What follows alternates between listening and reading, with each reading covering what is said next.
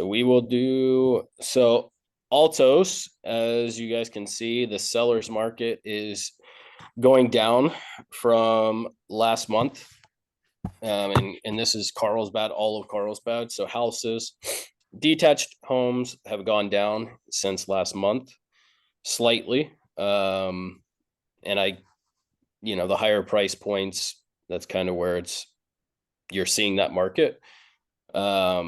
Condos have also gone down a bit in Carlsbad, but not as much. So you're obviously the price on a condo is going to be, little bit lower than your detached single family homes. So people in Carlsbad it looks like they're going more towards condos, townhomes versus single family homes. If we look at San Diego as a whole in the county,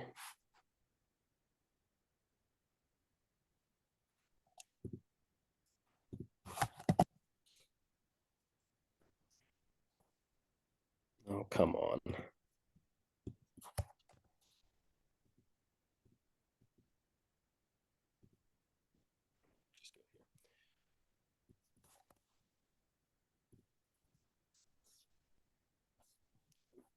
San Diego County as a whole has stayed pretty flat.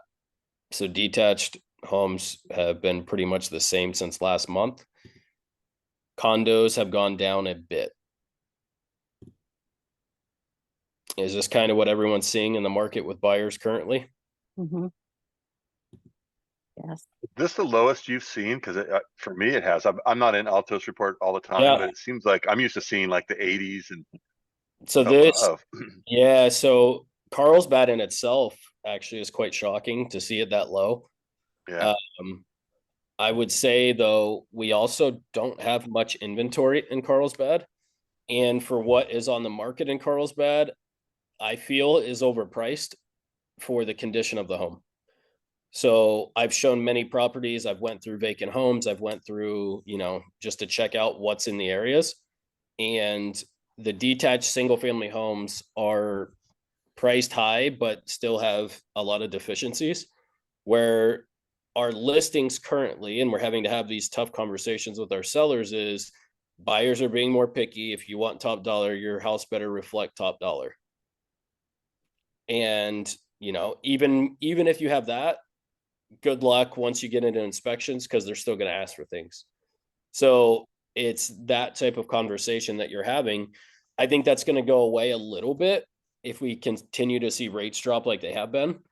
Obviously, because you're going to have multiple offers on properties. Our Oceanside property currently, we listed it fairly, lower than market value, and we had a huge turnout and 4 offers in hand, and I'm still getting showing requests today. So it really depends what the price point is, because that's still a sweet spot for people. That's $799, $850. Yeah. Oddly enough, that's semi-affordable for people. Versus Carlsbad is, as everybody knows, pretty much like 1.5, 1.6 and up. So that's the big comparison. So like if you were to pull in, let's just say Oceanside, for example.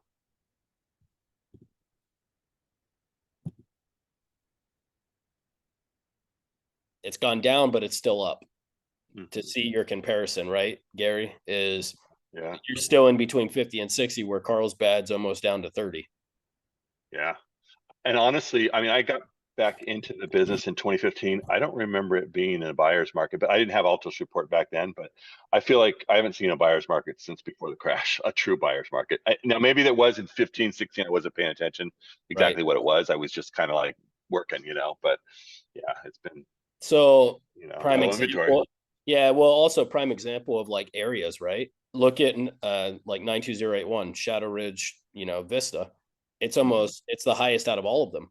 In between 60 and 70, still affordable. Your median price though is 983. It's still not like in your 7s and 8s. That's still almost $1 million, but people are buying there. And it's almost dead in line with, it's not, it hasn't moved really much since last month. Is there any other areas people want to look at? I know some of you are in downtown San Diego or down near those areas. Do you want to take a peek at those? 92126. Yep. Mason. 92026. Oh, sorry, 92126. Georgia. 92126.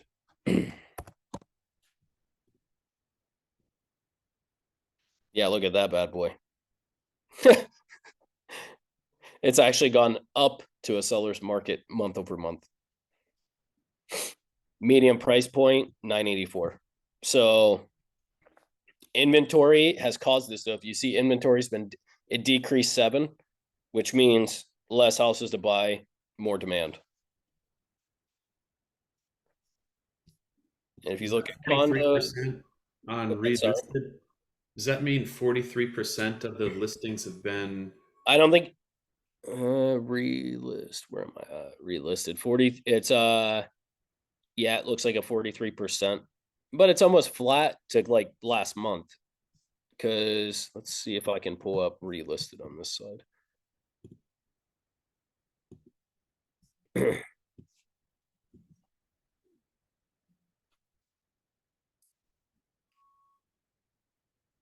Oh, they don't even have. That's weird. This is pulling March. Oh, there we go.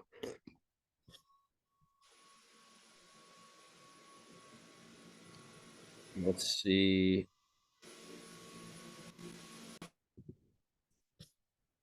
Seven-day average. So 90 over the last 90 days, 14%. Over the last week, 42%. Okay. But if you look at like last month, it was 0 over a week and 7%. So it's up basically 7%. Got it. Okay. And I would be curious to see which of those price points are the relisted properties. Because if I'm to guess, it's going to be your higher price points that are 45 and 70 days on market, because when they expire, they relist. Whereas if you look at 979, you got 3 days on market. I guess a 927 on below. I mean, it's 49. New absorbed age, 3-bed, 2-baths. In that area, the homes that are selling are, well, that's interesting.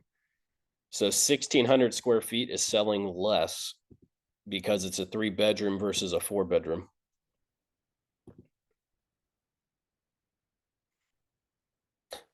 It's also 2.5 to 5 acres, which makes me think that those are anomaly properties.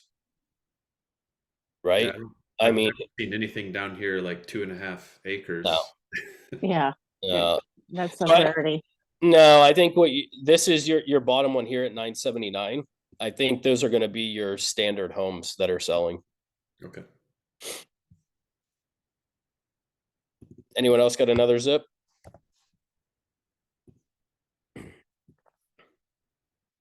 No. Can you do 92101? 92101.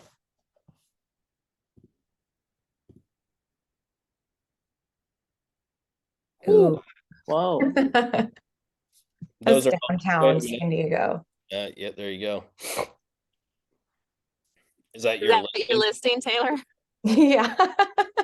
Ah. Yikes. Show your client this? Yeah, 100%. Did you say that was downtown? Yeah, downtown they have a lot of inventory. Okay, Mhm. yeah. Your average days on market for yours is a 2-2, 1-1. 31 days. Mm-hmm. But look at your median price point, Yeah. 479 versus you go up to a 2-2 at 709. So you're like right in between.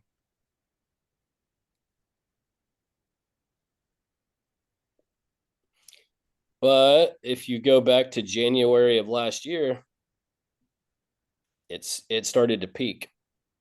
October to December, you see here. Yeah. So maybe after the holidays, I don't know, maybe you talk about taking it off during December and relisting after. Yeah. If you show the 100%. peaks, I mean, the peaks are there. And it's been every January. Look at this. Same as 2020, 2021. It all peaked up the same flow. October to December, it went down. January went up. October, December went down. January went up. October, December went down. January went up. Mm-hmm. Do you have to to relist a property? Don't you have to keep it off the market for a month, 30 days, something like that? Oh, No, I don't think so. No? I've seen ones expire and they release the exact same day. As long as you just have a new So contract with a new date. I think it depends on your MLS that you have, because Mhm. I think some are 60 days. You might want to check with Lauren. Depends on where you guys are putting it on at. Mm-hmm. Yeah, I want to say the North County one is it's 30 days. But We expiration might be different if it expires. well, but that's what if she it goes does. with Yeah. but if Yeah. it That's goes what with I'm another saying. agent, a different brokerage, Yeah. I think you can do it right away. But if it's the same brokerage, I don't know. Yeah. So what do we have Siri said. done, what we have I've seen done, expire. what we have done in the past is Lauren will expire it in 24 hours. We can relist because it's a new contract. So Yep. she hasn't expired to a new list. Mm-hmm. So just Okay. check with Lauren. But I would say if I was you, if you're not getting any showings, even with your price drop, I would take it off the market. right now? Have you gotten anything since your price drop? No, but we have the staging till the 30th of this month.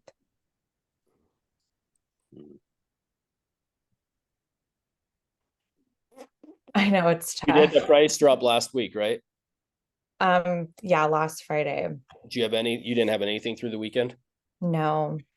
I would say let it ride through this week and see what happens. But if you get nothing over this weekend, I mean, your days on market are just adding up.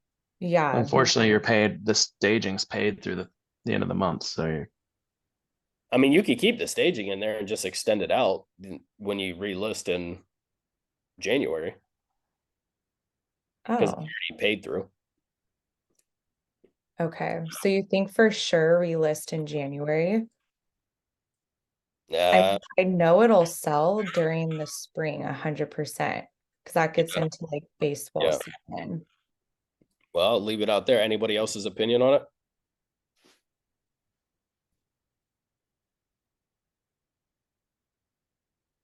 If you've got the staging already there, it would be a shame to pull it out and then have to redo it. I would just extend it. But since you don't want to have the long days on market or what you're experiencing now, it would, like maybe George said, maybe in a week, take it off. Yeah, because you're going to be getting close to Christmas and everything.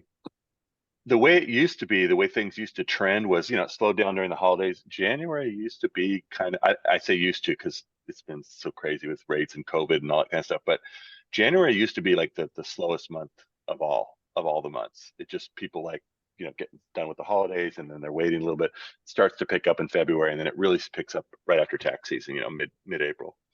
Typically, I don't know how it's going to be. Maybe you take it to the 30th and skip January and start February. Close enough to spring, isn't it? You know what? I gotta say though, I mean, I don't know. There doesn't seem to be a norm anymore. Yeah, there isn't. I mean, it was Yeah. like that for a long time until 2020. I mean, or here 2019 maybe. we're in December and suddenly, the phones are ringing and like, wow, this used to be the slow month and now it's, picking up. But also, in January, who knows, maybe there's gonna be another interest rate dip and that'll bring in new buyers and you want to be ready. Yeah, that's what's so tough. I feel like it's so hard to time it and what's Mhm. gonna happen. Yeah. But I appreciate all the advice, you guys. I really do. Yeah. And maybe when Josh hops on, he'll have some insight too, because I He's didn't here. read the article, but yeah, I saw something about 2024 being a good year for rates. So, Yeah. Josh, you can take over on that note if you want, if you're ready. You're muted, homeboy. What is up, There he party is. people? How's everybody doing? Let me Mis- stop sharing my screen. If Mr. Pinkman is I can on. figure it Yes. out. Couple announcements. Number one, I will no longer be pink from next meeting on. I ordered a stand-up desk for my conference room so that the light doesn't make me pink. Man, I am exceptionally pink today. That's a nice hue. Wow. Okay. Am I blurry or is it just my bad vision? Oh, you're crystal clear. It's your bad vision. You're getting Oh No. old. wow. That's You're very amazing. blurry. You're Okay, well, blurry, good. Josh. Yeah. Well, I hope you Blurry all are and having pink. a phenomenal week. What a beautiful day it is. Holy cow.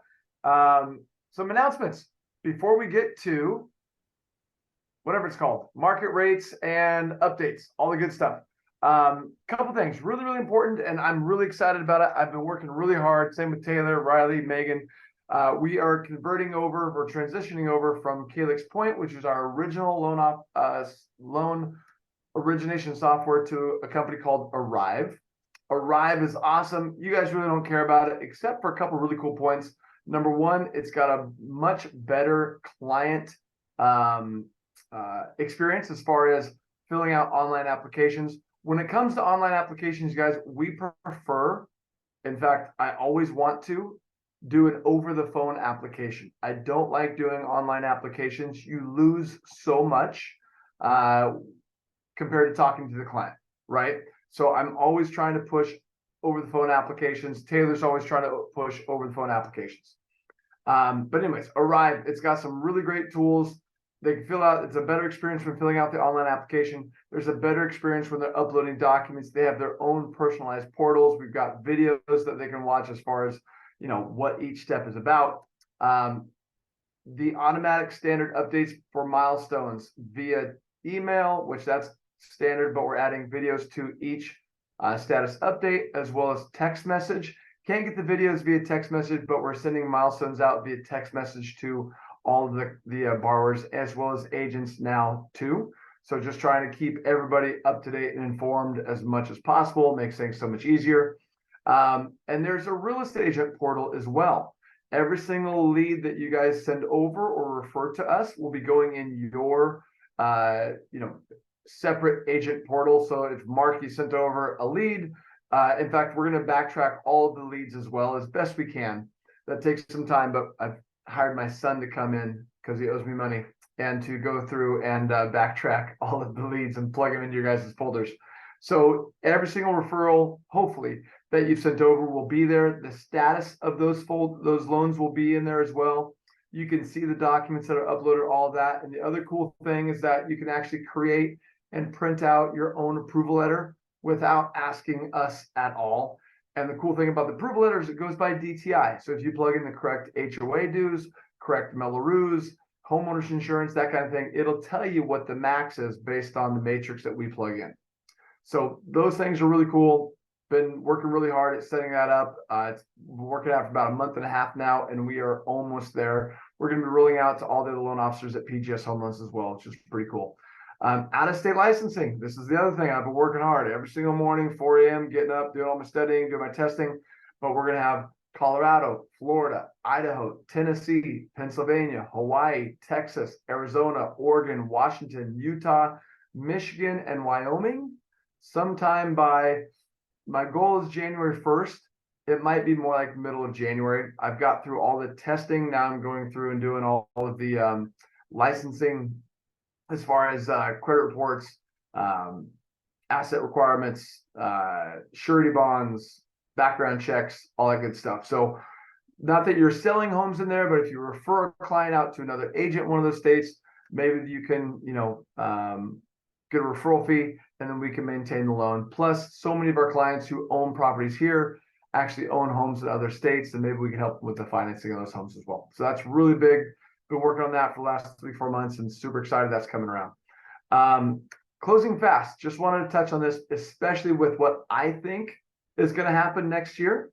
I truly believe that we're going to be moving into a market where it's removing appraisal contingencies, removing inspection contingencies, got to close in 15 days, going to be $50,000 over ask, just get your offer accepted. I think we're going back that direction. And one thing to tell these clients, if they want to be competitive, especially in a fast moving environment like that, you've got to get fully pre-approved and underwritten before you get your offers out there, before you submit offers. For example, Krista Moser, I don't know if Krista's on this, but we just had one. They followed the instructions. It was clear to close in 4 days, right? W-2 employees. So there's different things that go along with that, but we can absolutely do 15 days, even 10 days if we have to. But if they're going to go fast like that, they got to be underwritten approved first. If we can get them underwritten approved first, we can go lightning fast. Okay. Conforming loan limits, I'm sure you all heard by now, 766, 500. That's awesome. And California high balance. I've been getting mixed reviews on this. I was told it was, here it is right here, actually. San Diego County for our high balance is, drum roll, $1,006,250. $1,006,250, which is up from what, 977, I believe. So a good $30,000 increase. That just means that you're not going jumbo until you get over $1.6 million. And that's really cool because there's better DTI requirements, more aggressive underwriting guidelines, more relaxed underwriting guidelines, I should say, all the way up to a loan amount of $1.6 million. And it means you can do a 5% down price point all the way to $1.6 million, which means you're probably buying a $1.56 million. Put 5% down, pretty nuts. Payment's high, but it's pretty nuts. Also, I wasn't sure if you guys knew this, but we can do 4-unit properties, owner occupied, well, 2, 3, and 4-unit properties with 5% down. Okay, that's a big one. If you have any investors out there, anybody that wants to purchase, and the cool thing about a conventional loan with 5% down versus FHA, with FHA loans, you can always do 3.5% down. But the problem with FHA loans is you have something called a, oh man, I say it all the time. It's called a self-sufficiency test. And the self-sufficiency test is where the unit has to be supported by itself based on 3 of the 4 units. So the mortgage payment has to be able to be covered by 3 of the 4 units. That rarely ever happens in California because you can only use 75% of the rent. And the way it's structured, it rarely ever happens, especially right now when rates are higher. Okay. Conventional loans don't have that. So it becomes a really, really, really cool option for anybody wanting a 2-unit, 3-unit, or 4-unit property. Okay. It just makes it so much more accessible. Let's talk about market conditions. I know George was running you guys through all the different appreciation and whatnot from zip code to zip code. I'm going to share my screen really quick. This just came out today. Cooler report. This is the appreciation across the country for 2023. And I understand that there's going to be different markets have different appreciation rates, but this is nationwide in 2023. And these are the big dogs: Case-Shiller, FHFA, CoreLogic, Black Knight, Zillow. It doesn't get any bigger than that when it comes to economists and tracking all the numbers. And you'll see that 2023, the pace nationwide, Case-Shiller says 6%, FHFA says 7%, CoreLogic 7%, Black Knight 7%, Zillow 6%. This isn't median home price. This is average appreciation nationwide. And I don't know if anybody watched my weekend rates video, but I said it there and I'll say it again. To think that rates have been in the low 7s, I'm sorry, mid 7s, even low 8s, and we're still seeing home price appreciation of 5% plus, it's just bonkers. And I'll keep saying it over and over again. If people think it's crazy that home prices are going up right now with higher rates, what do they think is going to happen when rates drop? I don't know if any buyers are asking that sobering question, but I can tell you this: they ain't going down. That's for sure. So really cool as far as home prices. And I think 2024, we're going to see, if we get down to the mid 5s to low 5s, which I think is where we're going to go in 2024, then it's going to be mayhem. And if that helps anybody get a client off the fence, that'd be awesome. But I understand people are still stubborn and they want to try to wait until the rates go down. Also, there's a brand new calculator that came out that we have access to. You guys already know about the cost of waiting. There's another calculator called, where is it at? So sorry. I think this one might be helpful.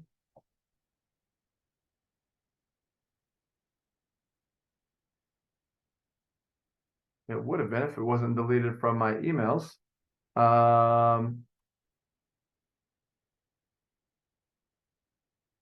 Here we go. Helping clients bid over asking price. Maybe we're not running into that all the time right now, but we've got a calculator where I can punch in the numbers. I'll share it with you guys right now. And it tells them how long it takes them to supposedly recoup their overbidding. Watch this. Boom. See my screen? Punch it in, say 92024. Asking price, let's call it $1 million. Nice and even. Bid above ask 50,000. Estimated current value 1 million. Calculate. The location is required. Let's say I don't know if you just put in Encinitas.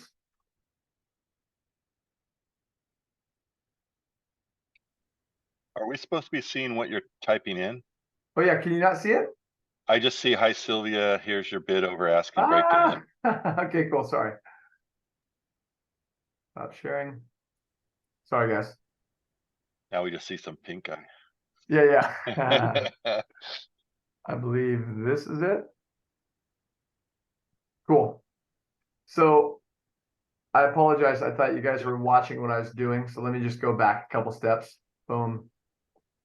So we fill in the set client's name, where they're bidding, the ask price right here, how far over ask, estimated current value, $1 million, calculate.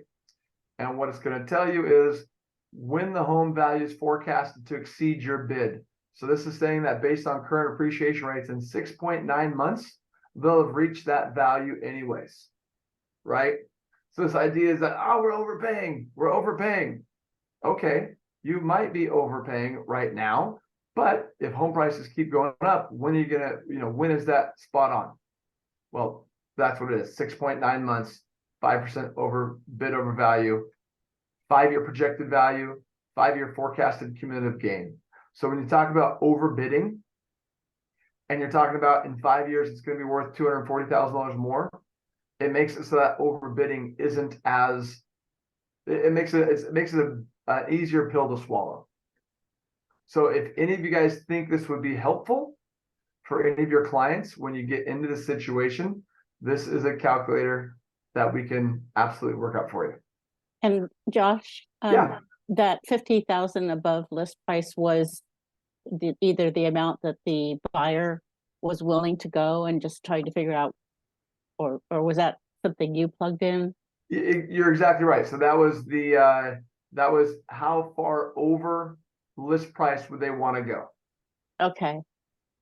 So let's say we did 25,000 over list price, right? Yeah. Oh no, I just got logged out by someone on my team. Okay. Anyways, that's okay. So anyways, but you guys get the point. So if you have any clients in that situation and they're really fretting about